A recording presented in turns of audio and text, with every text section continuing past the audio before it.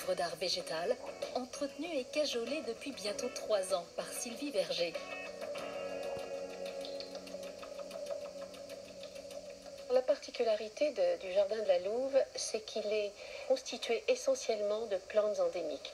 Ici, par exemple, tu as le chêne vert, et partout dans le Luberon, tu trouveras des buis, des chênes verts, pour une raison simple, c'est qu'ici le climat peut être très difficile, on peut avoir des chaleurs excessives, comme on en a eu cette année, on peut avoir des froids terribles. C'est une forme de sagesse d'observer ce qu'il y avait dans la nature et de le reproduire ici, mais la différence ici, c'est que tout est maîtrisé. Le jardin de la Louve se déploie sur 3 niveaux, 3 terrasses successives qui permettent une multiplication des points de vue. Il se dévoile timidement, tout doucement à mesure que l'on s'y promène. Alors là, tu vois, nous arrivons sur la terrasse dite du Belvédère.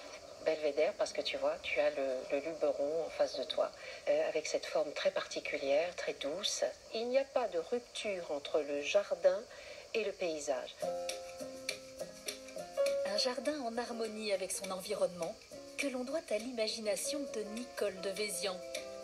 Styliste pour une grande maison de couture parisienne, elle décide en 1986 de créer en Provence un jardin de caractère. Esthétique, délicat, mais aussi contrasté et détonnant.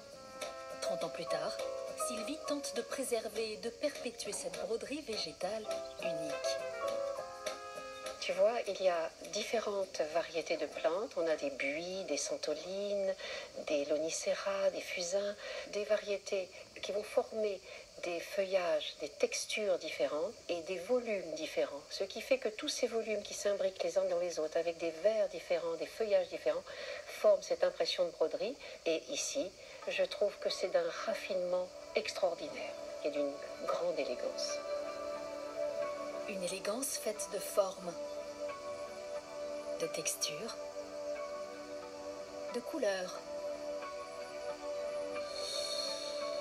Le jardin, c'est un équilibre de force, un équilibre dans les couleurs. Ce qui donne ce sublime enchaînement de douceur, de maîtrise, de contraste qui va à l'infini dans le paysage. Voilà. C'est magnifique. C'est magnifique. C'est magnifique.